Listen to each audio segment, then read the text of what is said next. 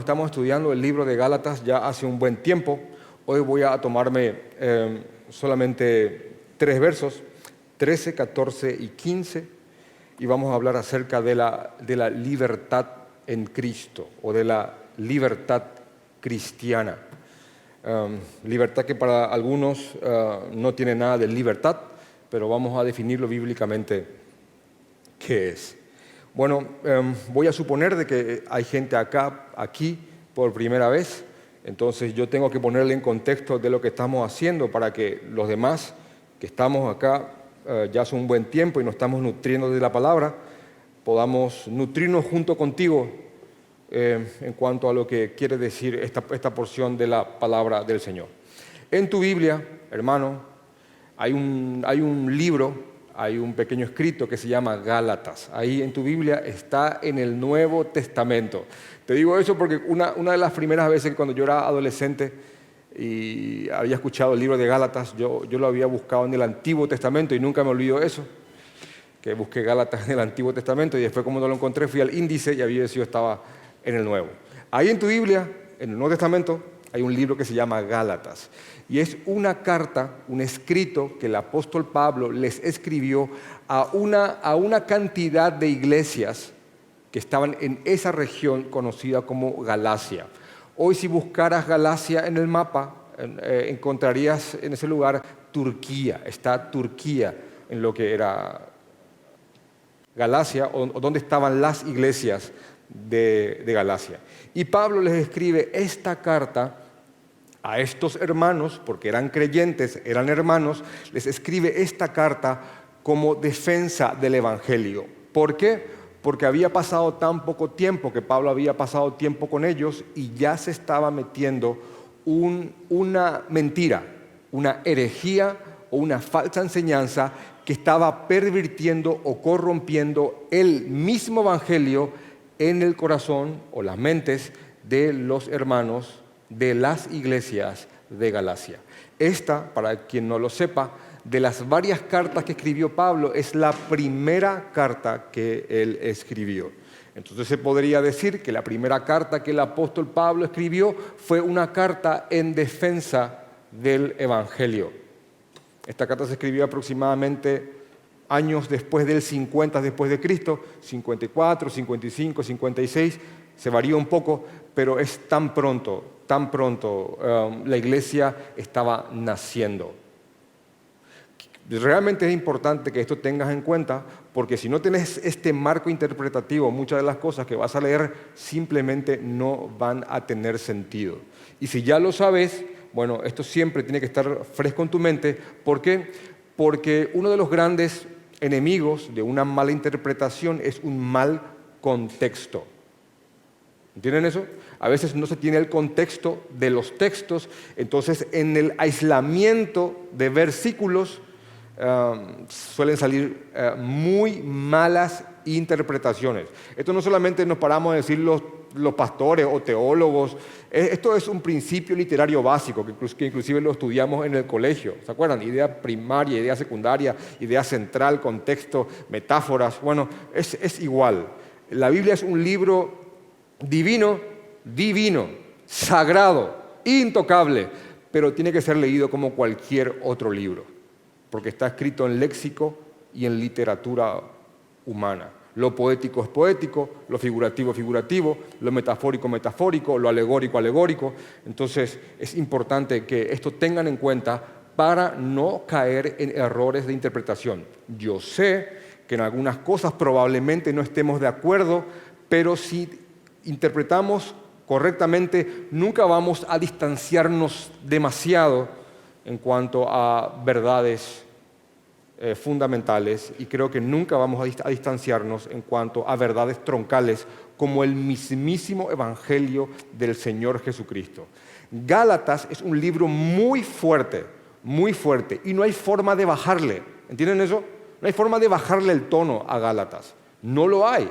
Yo sé que la prédica anterior, hasta yo mismo estaba escuchándome cuando les estaba predicando y yo decía, pero realmente son cosas muy fuertes. Pero, ¿qué hago yo? ¿Le bajo el volumen porque está muy pesado? ¿Le pongo un poco más de agua porque el jugo está muy puro? o se los explico tal cual está porque es mi deber hacerlo. Entonces, el libro de Gálatas es un libro que inclusive pronuncia maldiciones. Escuchen esto, el libro de Gálatas es un libro que inclusive pronuncia maldiciones sobre aquel que predique otro evangelio. No es algo mío, ni siquiera es una interpretación que yo o otros estamos sacando de que hay una maldición, sino que hay cosas que son, se dice, expresas. No hay nada tácito, es expreso. Y el libro de Gálatas dice, en el capítulo 1, versículo 6 hasta el 9, dice lo siguiente: estoy maravillado, dice el apóstol Pablo, yo estoy maravillado de que tan pronto os hayáis alejado del que os llamó por la gracia de Cristo. ¿Se dan cuenta que con el contexto que le di, esto tiene sentido? Tan pronto estos que eran hermanos, eran creyentes como nosotros, se estaban alejando del Señor. Tan pronto. Y dice, ¿para qué se estaban alejando? Dice el texto, para seguir un evangelio diferente. No que haya otro, no es que haya otro evangelio, no hay otro evangelio, sino que hay algunos que os perturban y quieren pervertir el evangelio de Jesucristo. Y hago una pausa. ¿Cómo le busca una vuelta interpretativa a eso? Acá simplemente se lee. Hay cosas que uno puede decir, bueno, el dragón significa, el arco iris significa, pero acá no hay metáfora, hermano. Acá no hay alegoría. Entonces, esto es leer algo tal cual. No hay otro evangelio, pero sí hay algunos que quieren meterse a pervertir el evangelio predicando un evangelio diferente. Y dice, no es que haya otro, pero hay algunos que quieren pervertirlo. Y dice en el versículo 8, mas si aún nosotros, miren cómo se incluye en esto, mas si aún nosotros, Pablo y sus colaboradores, mas si aún nosotros o un ángel del cielo os anunciare otro evangelio diferente del que os hemos anunciado, sea anatema. Y esa palabra es terrible, sea maldito aquel que predica otro evangelio. Si aún yo o alguno de los que está conmigo, o se puede bajar un ángel del cielo. Y eso ahí descartas todo el mormonismo, ya que la narrativa es que Joseph Smith recibió el otro evangelio de Jesucristo por un ángel del cielo que vino a predicarle otra forma de salvación. Entonces, este es un versículo que puedes estar ahí preparado para recibirle a esos rubitos que tocan tu puerta, para predicarte el otro evangelio de Jesucristo, o el otro testamento, como dice. Después dice, como antes hemos dicho, también ahora lo repito, porque este era un nombre muy redundante, porque eso era seguro. Como antes ya lo hemos dicho, también ahora lo repito, si alguno os predica diferente evangelio del que habéis recibido, y va de nuevo, sea, ¿qué dice? Anatema. Duro, ¿verdad? Ahora, te repito esto, no hay cómo bajarle a esto, ¿eh? No hay, bueno, sea mala onda, o sea,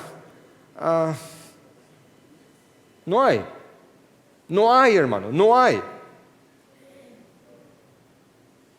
Y cuando uno lee toda la carta a los Gálatas, una de las cosas que todos los comentaristas se dan cuenta es que no hay elogios. Hay tanto enojo, tanto celo del apóstol Pablo por el Evangelio y por los creyentes de las iglesias verdaderas, es que hay un enojo, yo diría, piadoso en estas cartas, al punto de que en una parte les dice, oh Gálatas insensatos, que se puede esa palabra traducir de una manera más fuerte, o Gálatas insensatos, ¿quién les fascinó para seguir un evangelio diferente ante ustedes, antes quienes Jesucristo ya ha sido predicado tan claramente?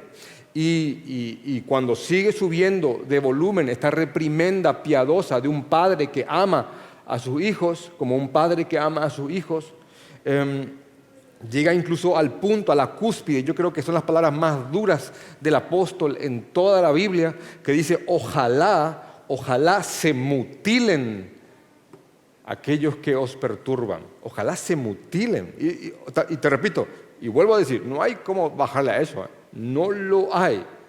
No lo hay. Y por ahí si alguien no vino de la prédica pasada, ojalá se mutilen ¿qué? Averígüenlo. Te vas a sorprender, ¿Qué es lo que Pablo desea que se mutilen? Eso que están perturbando las iglesias. Está en Gálatas capítulo 5, versículo 12. Ojalá se mutilasen los que os perturban. Wow. Wow. Hermanos, alguien se está metiendo con el Evangelio. Eso se lee aquí. Y el Evangelio es sagrado, o debería de ser intocable para ningún creyente. Cuando hablamos del Evangelio, estamos hablando de la verdad supra, por encima de todas las denominaciones que por alguna cuestión no hemos llegado a un acuerdo en asuntos no salvíficos. Pero aún así hay un evangelio que es predicado por bautistas reformados, por anglicanos, por presbiterianos, por metodistas y otras denominaciones sanas, congregacionalistas. Hay un evangelio, hay un solo evangelio.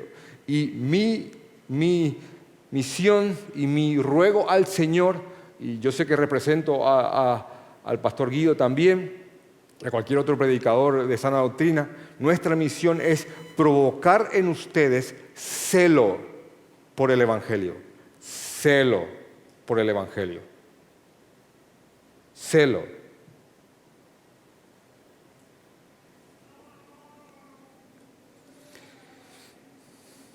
Entonces algo estaba pasando en el 50 y algo después de Cristo. Algo estaba pasando. ¿Qué estaba pasando? La antigua religión muerta de obras humanas, en lo que en aquel momento se había convertido el judaísmo, se estaba reversionando, una nueva versión de ella se estaba engendrando y se estaba metiendo en la iglesia naciente. ¿Y cuál era eso? Y te voy a dar un marco interpretativo enorme. Cuando el Señor le dio la ley a su pueblo, los 10 mandamientos y los mandamientos anexados, que en total sumaban 613 mandatos, Dios les había dado mandamientos a su pueblo para que ellos primeramente vean lo malo que son, lo perversos y pecadores que son. Porque al ver los mandamientos de Dios y al ver de que ellos no pueden cumplir perfectamente los mandatos de Dios, sentirían la culpa y la condena que los llevaría al Señor para que el Señor los salve, porque la ley les está mostrando de que no son perfectos. Junto con esa ley, con ese espejo llamado la ley, como Santiago dice, junto con esa ley, Dios les dio todo también un sistema de ritos que simbolizaba el pecado que ellos tienen y cómo Dios habría de salvarlos. Entonces, te pongo el ejemplo más claro del ritual del Antiguo Testamento. Dios mandaba que lleven animales, ya sean cabritos o corderos, ovinos, de ovejas, perdón. Y ellos tenían que poner los sacrificios y de una manera simbólica pasarle sus pecados a los sacrificios y después inmolarlos. Y una y otra vez un judío tenía que hacer eso. Entonces el judío tenía la ley que le mostraba lo imperfecto que era y tenía los sacrificios, que también por cierto eran parte de la ley, que le estaban mostrando que esos pecados algún día vendría el Cordero de Dios que quita el pecado del mundo y que en él serían cargados todos los pecados y él sería inmolado. De alguna forma, en algún momento dado, el judío llegó a creer de que podía cumplir toda la ley y que la ley no era un instrumento que le mostraba su maldad para que él vaya a Dios, para que Dios le salve, porque él no puede salvarse con sus méritos. Entonces él llegó a creer, yo puedo cumplirlo. Y ¿saben qué? Lo que no cumplo, los sacrificios me lo sacan.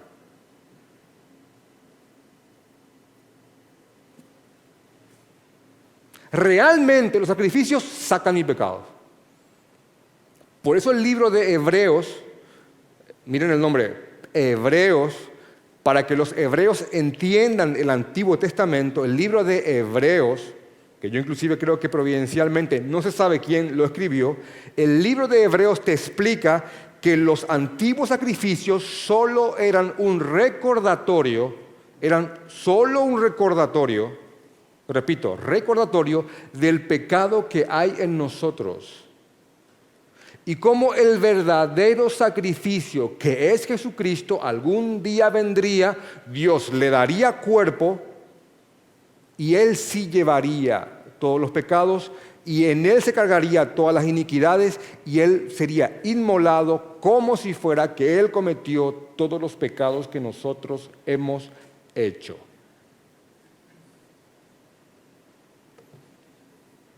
Entonces, ese sistema religioso de méritos, de yo puedo cumplir la ley, Dios va a mirarme y va a decir, qué buen tipo, qué buen hombre. Estaba vigente y muy fuerte en los tiempos de Jesucristo. Y todos los rituales que Dios había dado como un recordatorio del pecado del hombre y de lo que Jesús habría de hacer, se habían convertido en actos religiosos que la gente hacía pensando que en esos actos había redención y limpieza de pecados. Por eso Jesús, al ver que se había hecho todo un negocio de eso, cuando entra al templo, ya saben lo que pasó, Juan capítulo 2, él ve que habían hecho de la casa de su padre una cueva de ladrones y habían comerciantes, habían cambistas. Él empieza a tumbar las mesas, hace un trenzado de cuerdas y empieza a sacarle a todos del templo. Sí, tu Jesús hizo eso. Por ahí si tenías algún Jesús un poquito afeminado, con un peinado de enjuague para pelo, inamovible, que hablaba suave. Nada está más lejos de la verdad. Era un carpintero rústico de una aldea lejana, hombre de trabajo desde pequeño porque lo había heredado de su padre, filoso con la palabra, amoroso pero a la vez punzante, que cuando entró en el templo que debería de haber sido consagrado para su padre y vio que todos habían hecho un negocio de él, simplemente le empezó a meter patada a todo. Ese es tu Jesús.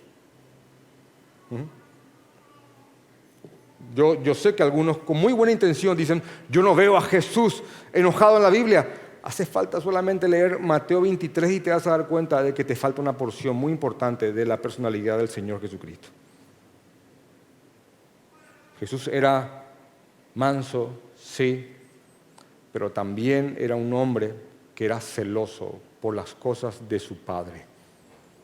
Y a veces dijo, levántate, ni yo te condeno, y otras veces condenó fuertemente a muchos.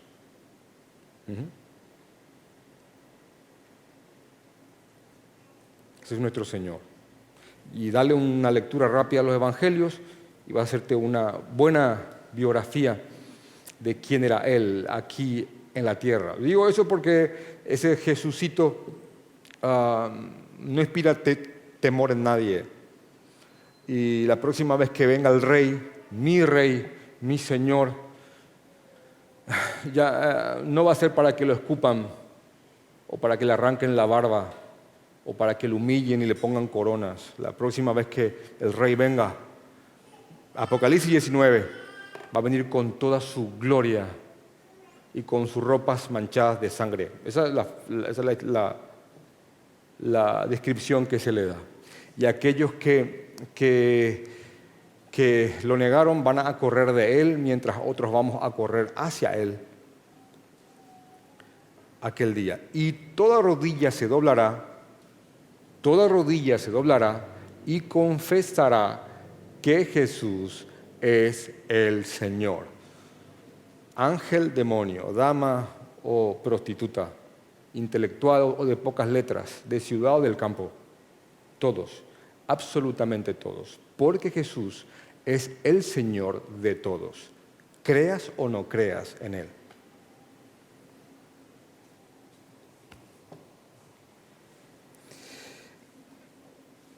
El Evangelio estaba siendo atacado, entonces algunos estaban metiendo que la fe en Jesucristo no era suficiente. Entonces algo había que hacer,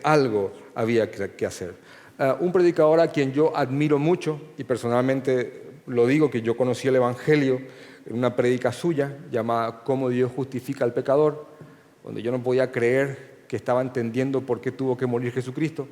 Bueno, este predicador se llama Paul Washer. Él en una prédica dice: esta herejía ha tomado muchas formas a través de 2000 años de la Iglesia, pero siempre con las siguientes dos características. Hay una herejía que siempre está en la Iglesia, volviendo refritado siempre, y es la siguiente. La herejía que dice que la persona, la obra y palabra de Jesucristo simplemente no son suficientes. 2, hay que cumplir lo que falta en la persona de Cristo, hay que cumplir lo que falta en la obra de Cristo con obras humanas. Básicamente estos son los pilares fundamentales de esta mentira que una y otra vez a lo largo de estos 2000 años asaltan la Iglesia con fuerza. Y aquí ya estaba iniciando una de sus formas. En la iglesia de Galacia se habían metido personas que estaban diciendo que había que creer en Cristo, pero que no era suficiente. Entonces había que judaizarse, volverse judío de nuevo. Un judío que creía en Cristo era igual a un hombre salvo. Y esa aceptación del judaísmo se simbolizaba con la circuncisión. Está en Hechos capítulo 15. Entonces muchas personas, fascinados por cierto, porque estos no eran judíos de nacimiento, muchas personas fascinadas por cierto con que Jesús era judío, porque hay una fascinación del cristiano por lo judaico. Si es judío, tiene barba y se bajan las guardias. Bueno, ya esto estaba pasando aquí. Muchas personas empezaron a aceptar de que para ser salvos uno también tenía que hacerse judío o circuncidarse. Y los que se habían circuncidado o los que ya eran judíos estaban viendo con desdén y desprecio a aquellos cristianos que no lo estaban haciendo.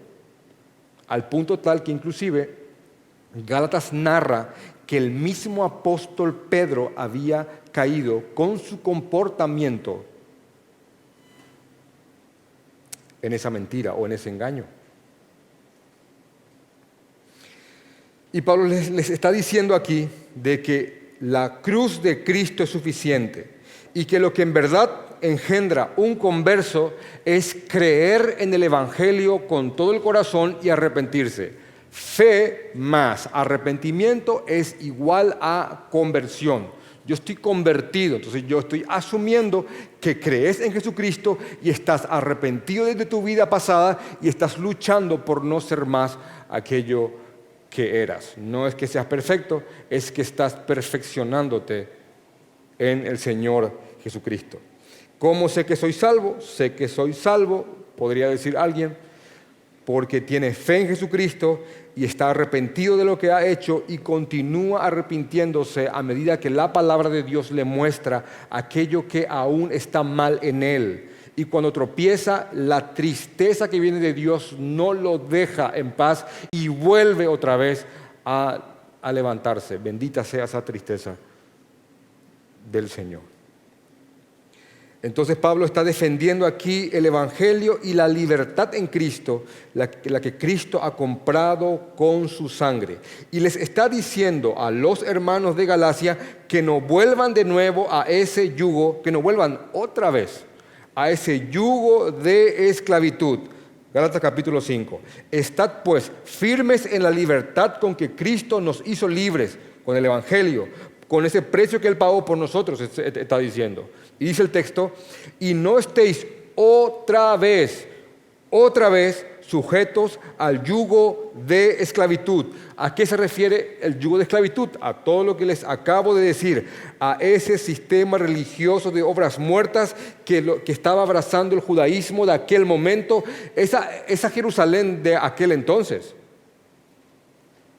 creyendo que por sus obras podían salvarse.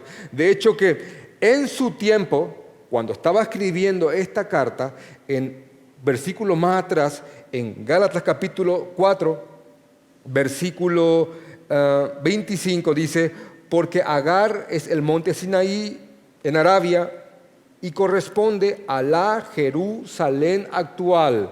Ya habíamos estudiado eso, a la Jerusalén actual. Pero miren lo que habla acerca de la Jerusalén actual. Se refiere a la Jerusalén de su época. Esta podríamos decir la de hoy también. Pero Pablo dice, la Jerusalén actual, pues esta, junto con sus hijos, está en esclavitud. Pablo está diciendo, la Jerusalén de su época está en esclavitud. ¿Por qué? Porque tiene un sistema religioso por obras que lo único que hace es esclavizar a los hombres para que dependan de sus méritos, Y los maestros de aquel momento cargaban cargas morales tan pesadas sobre los hombros de los hombres, cargas que ni ellos podían llevar, ni tampoco aquellos que lo predicaban. Eso era un yugo. Entonces Jesús se para y dice, vengan a mí los trabajados y cansados, que yo los haré descansar. Ya desmistificamos ese verso que no se refiere, vení con tu problema, vení con tu aflicción, vení con tus deudas, no significa eso. Claro, venía Jesús con todos tus problemas, pero ese texto se refiere a personas que estaban siendo subyugadas por un sistema de obras y Jesús le dice, vengan, dejen eso y vengan. Mi yugo sí es fácil y ligera es mi carga, porque es fe. Mateo capítulo 11. Ahora, Pablo sabía, y todos lo sabemos, que el hombre entra en un efecto péndulo cada vez que es abusado. ¿Qué significa eso? El hombre puede fácilmente ir de aquí a aquí. Te puedo buscar varias metáforas, de banquina a banquina, de extremo a extremo, un efecto péndulo. Entonces, Pablo sabía que de una extrema legalidad o ortodoxia en cuanto a la ley, uno podía pasar fácilmente a un libertinaje. De hecho, que siempre un movimiento extremo tiende a engendrar un movimiento opuesto, igual de extremo, hacia el otro lado. Siempre. Entonces, él está diciendo aquí, en Gálatas capítulo 5, versículo 13, porque vosotros, hermanos, y solamente quiero decir nomás para que vean el contexto rápido, después de la cúspide de su celo santo y de su enojo santo, después de la cúspide del ojalá se mutilasen, porque es lo que le sigue. Ojalá se mutilasen. Después de eso dice, porque vosotros, hermanos, miren, hermanos, ustedes hermanos, a libertad fuisteis llamados. Son libres en Cristo. Hermano, Jesús nos hizo libres. Y Él sabe que tan pronto tan pronto tu oídito escucha libre, sos libre. Hermano en Cristo. Y acá me quisiera quedar un buen tiempo para mirarle a cada uno de ustedes. Tan pronto esa palabrita libre llega a tu mente,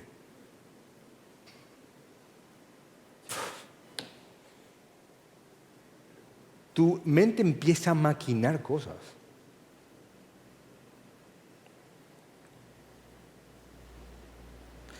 Entonces él entiende que urge, después de decir somos libres, especificar claramente qué quiere decir eso, para que ninguno de ustedes después se vaya con historias que no son. ¿Entienden, verdad? Porque algunos apenas sienten que se abre la jaulita. Mi hermano querido.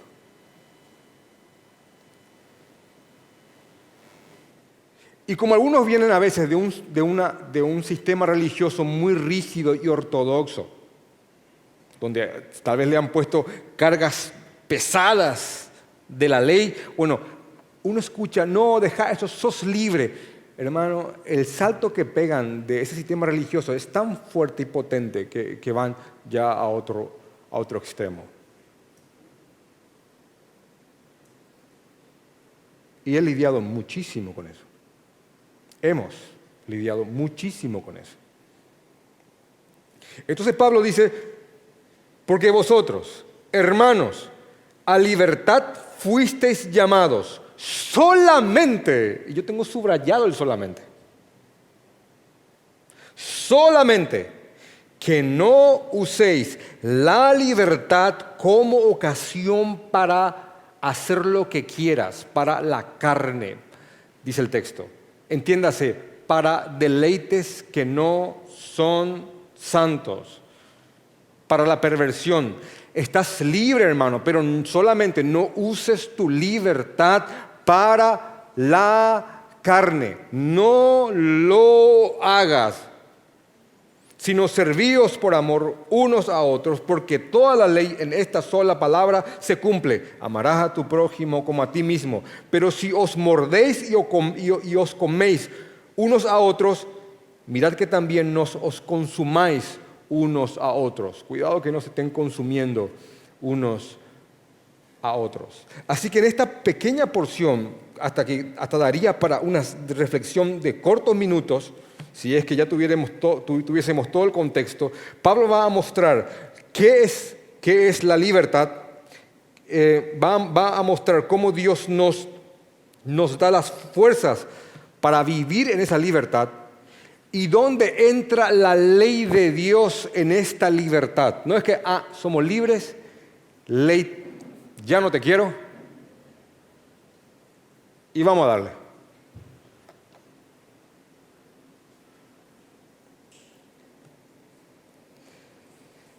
Entonces, el concepto de libertad es algo que el cristiano tiene que mirarlo con mucho cuidado. Mucho más en estos tiempos. Seamos libres, nadie puede decir lo que tenemos que hacer. Hay gente que postea más cosas de mi ley que de predicadores y andan por ahí. Libertad, libertad, libertad. Bueno, hermanos, la libertad en Cristo es libertad del pecado.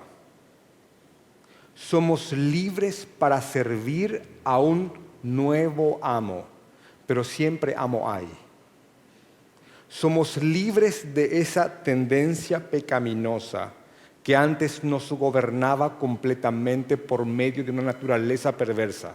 Dios, al cambiarnos esa naturaleza y al ponernos un corazón de carne y estirparnos el de piedra, metáfora de insensible al llamado de Dios, nos ha dado la libertad para no doblegarnos ante nuestros deseos pecaminosos. Y se lo estoy explicando, hasta quiero una pizarra acá, de verdad.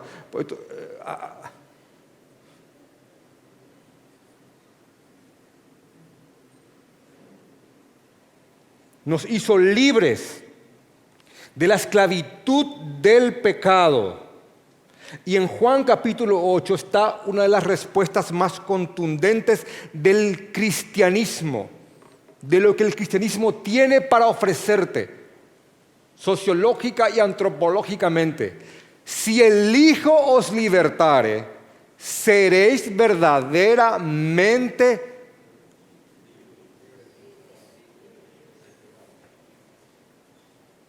y el Hijo te ha libertado del pecado. Ahora, el Hijo no te dice, yo te he libertado del pecado, pero que continúe el trabajo un psicólogo. El Hijo te ha libertado del pecado y solo el Hijo puede seguir esa obra en tu corazón.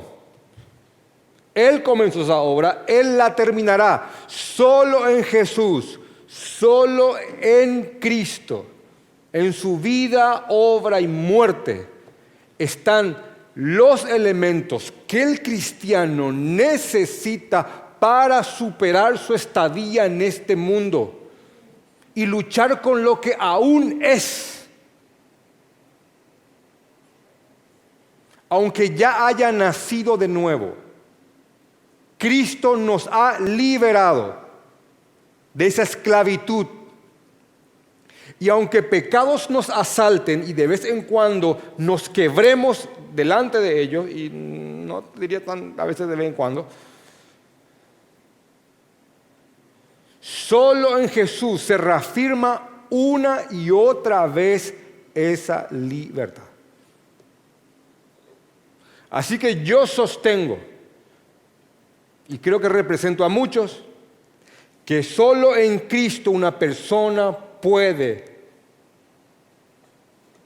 vivir en esta vida, si es creyente, y luchar contra el pecado que aún le mora. Solo en Cristo.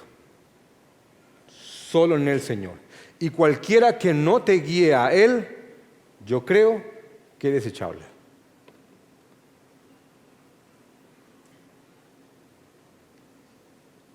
Y que alguien me pruebe lo contrario diciéndome, no, yo realmente con esta filosofía que no tiene nada que ver con Jesús, creo que he vivido una vida santa. Hermano,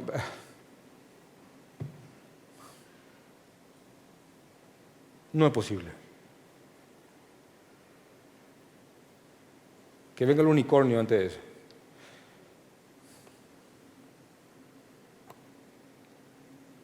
Jesús nos hizo libres. Libres. Ahora, esa libertad jamás en Cristo, esa libertad en Cristo jamás puede ser tomada como para volver a esclavizarnos plenamente de aquello de lo cual Él nos ha liberado.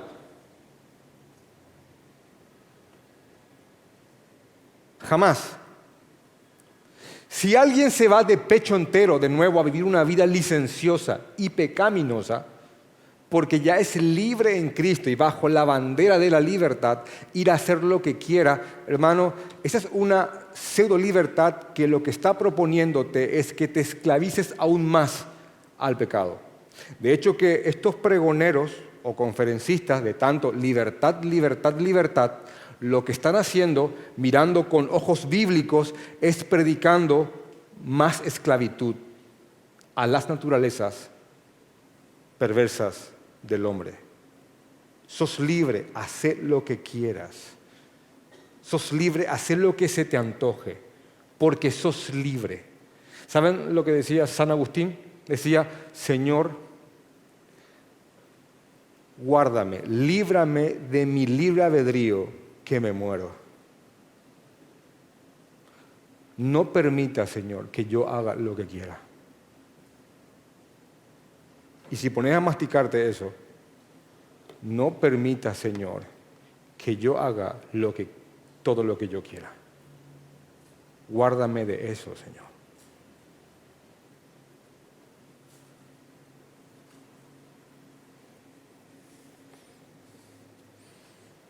Gracias por la atención. Que el Señor riegue eso.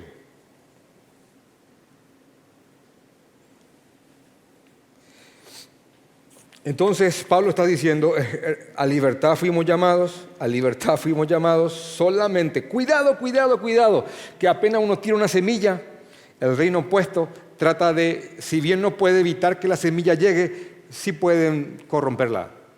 Y así como han tratado de corromper el Evangelio, que mucho se ha corrompido el concepto de libertad cristiana. Entonces Pablo dice, solamente que no uséis la libertad como ocasión para la carne, para tus deseos pecaminosos, sino servíos por amor unos a otros.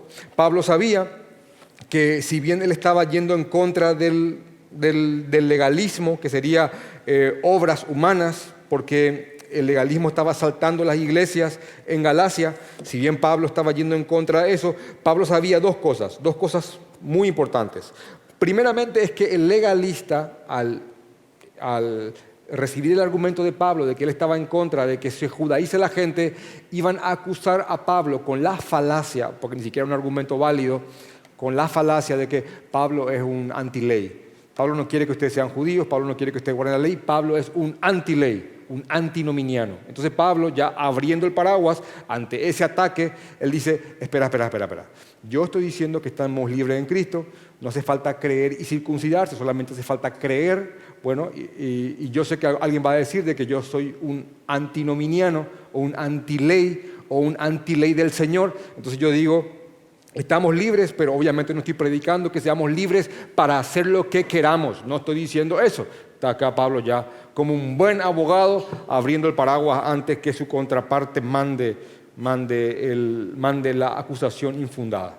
Entonces él dice, estén firmes en el Señor, pero obviamente esa libertad no debe de ser usada para hacer lo que queramos. No lo hagamos. Y Pablo sabe que estos dos extremos, tanto el legalista como el antinominiano, siempre están deambulando por la iglesia. De hecho que hay un legalista en todos nosotros, de alguna manera. Hay un legalista, así como siempre estamos queriendo de repente tender a aflojar las leyes de Dios para nuestra conveniencia. El punto es mantenerse ahí en el medio con oración y la palabra del Señor para que nos mantengamos caminando seguros en el camino de Cristo. Entre tanto, el Señor viene por nosotros. Un predicador, al enumerar varios puntos acerca de lo que son legalistas, que estaban asaltando la iglesia de Galacia, o los antinominianos, los antiley, dijo lo siguiente. En torno a los mandatos de la ley de Dios, existen dos extremos, los legalistas y los antiley o antinominianos. El legalista es el que cumple la ley para buscar llenarse de méritos suficientes para ser aceptado por Dios. El legalista ve la ley como un medio para salvarse, no como un instrumento que los guía a Cristo, lo que habíamos dicho. El legalista mira sus obras y se enorgullece pecaminosamente, se exalta, aunque incluso no lo demuestre, y tiende a ver con desprecio a aquellos que no viven como él vive. Eso es alguien que tiene algo de legalista. El legalista toma sus buenas obras y en vez de ofrendarlas al Señor, se sube encima de ellas y acusa a todos los que no viven como él. Es un legalista. El legalista inclusive puede hasta menoscabarse, pero al fin y al cabo está mostrando una falsa humildad para él, al fin y al cabo buscar lo que más quiere, ser aplaudido por todos. El legalismo busca reconocimiento, el legalismo exalta el mérito, el legalismo cree que se le debe por lo que ha hecho. Los legalistas en el fondo suelen creer que no se merecen cosas malas porque han hecho méritos solamente para cosas buenas. Hay algo de esto en todos nosotros, ¿eh? Algo. Yo confieso públicamente que algo de esto hay en mí. Está aquí. Y hay que sacarlo todos los días, abrazando la gracia.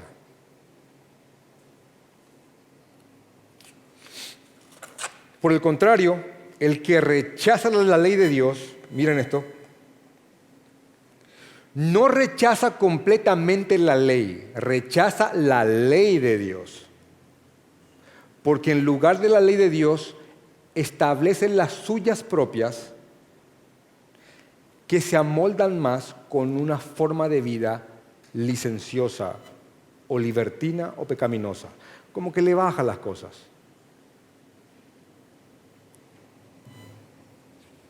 Hay un pastor llamado Sugel Michelén, por si no lo conocen, les recomiendo que lo escuchen. Dice en un corto de unos minutos, dice, cuando veo a muchos que profesan ser cristianos enarbolar continuamente la bandera de la libertad cristiana, como si Cristo nos hubiera hecho libres para seguir satisfaciendo nuestros pecados. Y cuando uno le dice a ese hermano, hermano, guárdate de esto o guárdate de aquello, ellos responden, es mi libertad cristiana.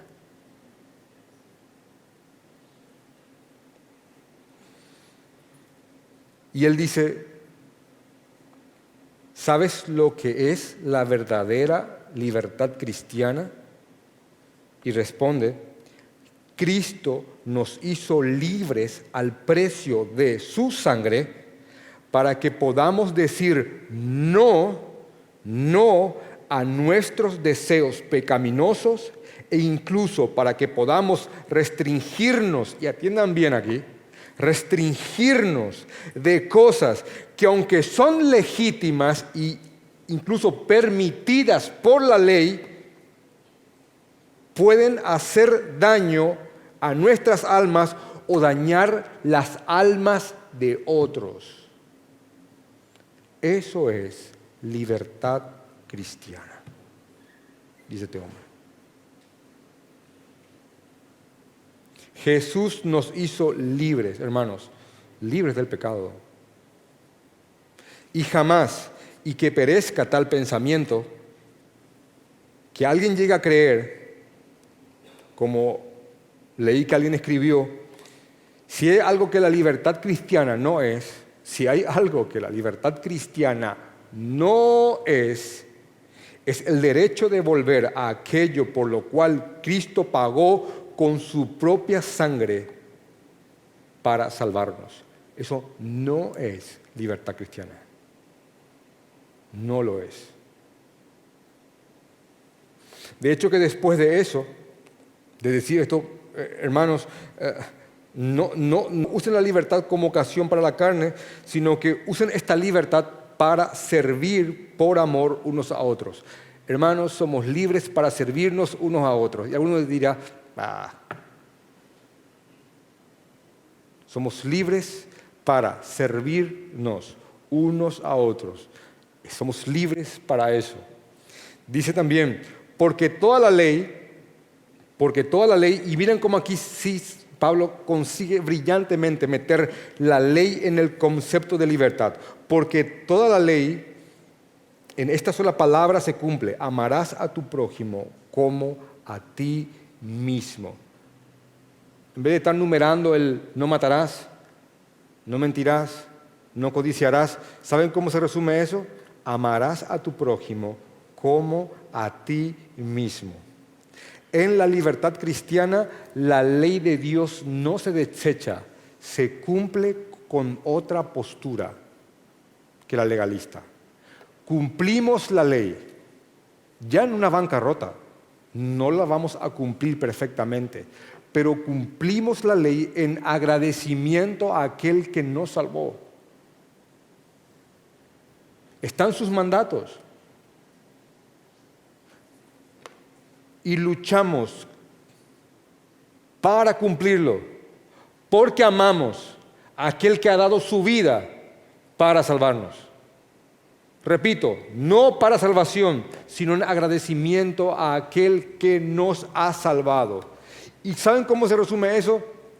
Amarás a tu prójimo como a ti mismo. Si yo amo a alguien, no voy a robarle. Si yo amo a alguien, no voy a mentirle. Si yo amo a alguien, no voy a tratar de perjudicarle.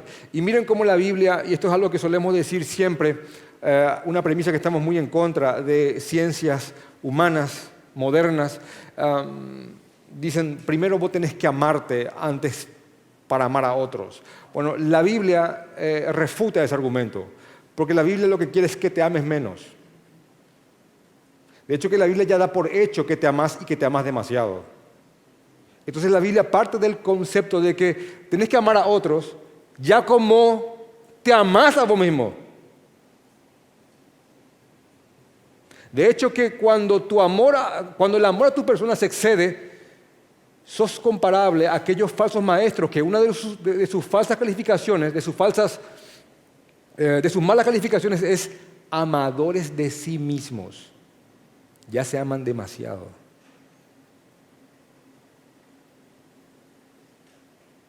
¿Querés el impulso para cumplir la ley?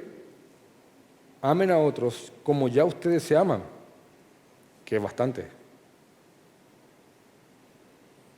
Son libres para eso. Son libres para vivir en ese servicio. Y la ley tiene un propósito ahí. La ley tiene un propósito ahí. Como una guía para demostrar nuestro amor a los demás y para decir, Señor, te amo tanto. No puedo creer lo que hiciste por mí. Me impresiona. Señor, te amo. Te amo. ¿Qué querés que yo haga? Pero no para salvación.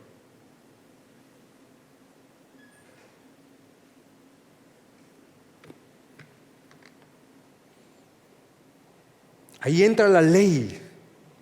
Por eso tenemos que meditar en la ley del Señor día y noche, noche y día, para comprender la voluntad perfecta de aquel que nos ha salvado.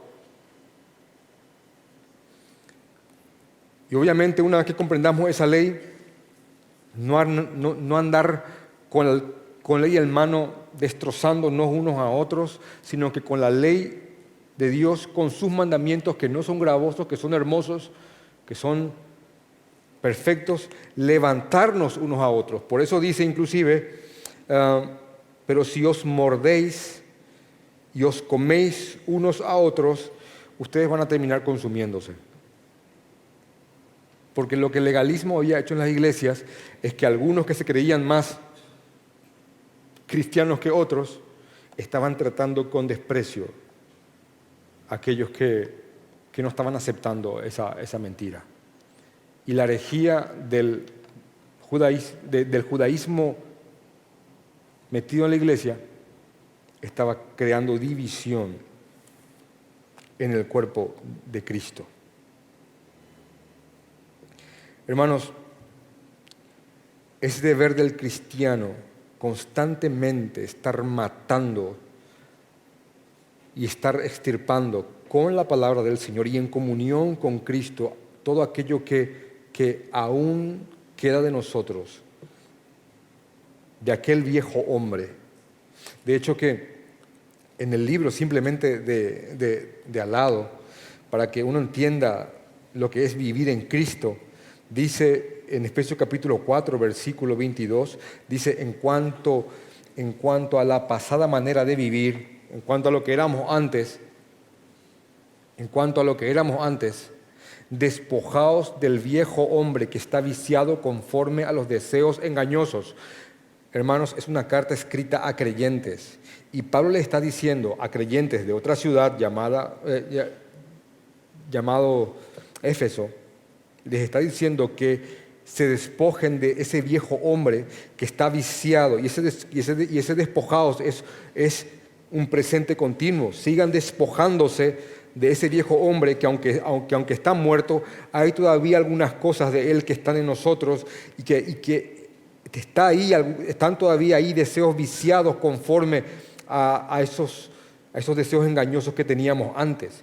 Y renovaos en el espíritu de vuestra mente y vístanse del nuevo hombre, creado según Dios en justicia y santidad de la verdad. Solo el Señor tiene el poder para hacer eso en nosotros. Y solo el Señor tiene el poder para que con su palabra el concepto de libertad no sea pervertido en nuestras mentes. Y cuidado con eso en estos tiempos. Cuidado con eso, hermanos. Yo sé que este tema de la pandemia y las restricciones han hecho que la bandera de la libertad se enarbole y se exalte enormemente. Y yo creo que hay libertades fundamentales que tienen que ser defendidas. De hecho, que estamos acá porque hay libertad de culto.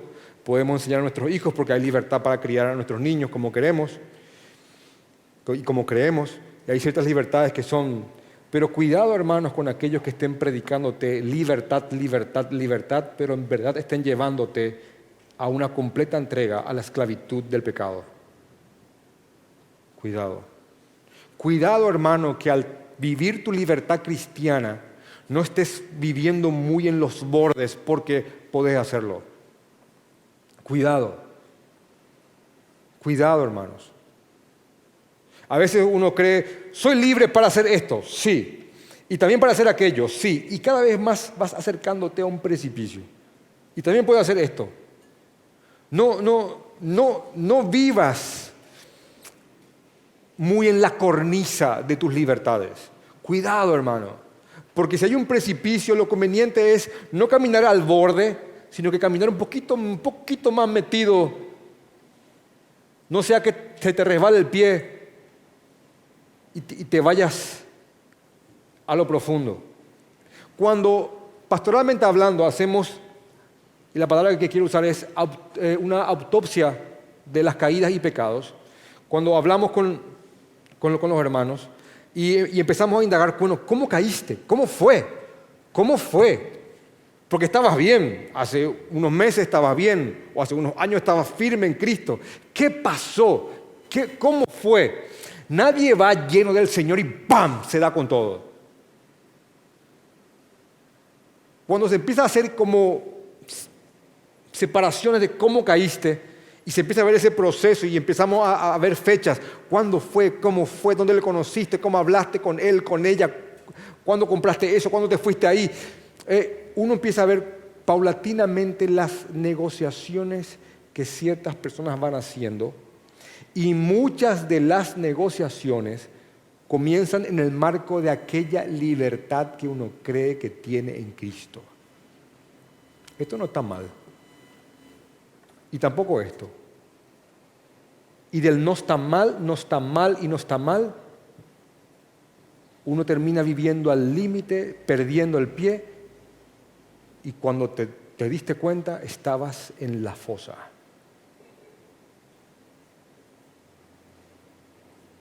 Hermanos, cuidado, tengan mucho cuidado, hermanos, porque somos libres en Cristo, pero ese concepto de libertad va a querer ser mal usado para que caigamos en pecado. Y de fotitos en fotitos, perfiles en perfiles, terminás en páginas pornográficas.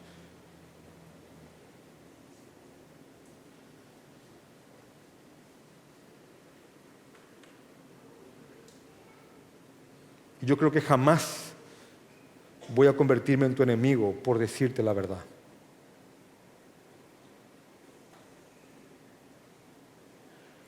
Que el Señor nos reafirme, hermanos, porque yo sé que ustedes quieren servir al Señor y glorificarlo. Pero para eso va a ser necesario que tomemos decisiones ortodoxas y que inclusive nos abstengamos de cosas que son lícitas,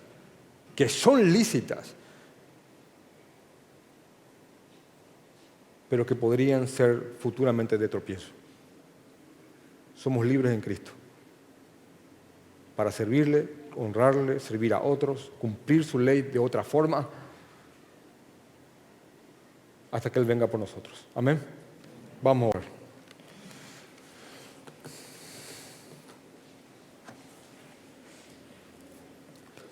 Padre, te amamos, Señor. Señor, te oro en nombre de mis hermanos conforme al texto de hoy, Señor. Gracias, Padre, porque somos libres, Señor. Entendemos, Señor, en tu palabra esa libertad. Nos has liberado del pecado. Ya no somos lo que éramos, pero tampoco somos lo que debemos de ser. Te amamos, Señor. Gracias, Señor. Gracias. Gracias por la libertad que nos has dado. No permitas, Señor. No permitas, Padre, guárdanos. Y que esa libertad no nos guíe, Señor, a terminar haciendo aquellas cosas de las cuales nos libraste. Guárdanos, Señor, del pecado. Guárdanos de la tentación. Líbranos del mal, Señor. Ayúdanos, danos sabiduría. Ayúdanos, Señor, a despojarnos de todo lo que aún somos y a asemejarte cada vez más. Ayúdanos, Señor.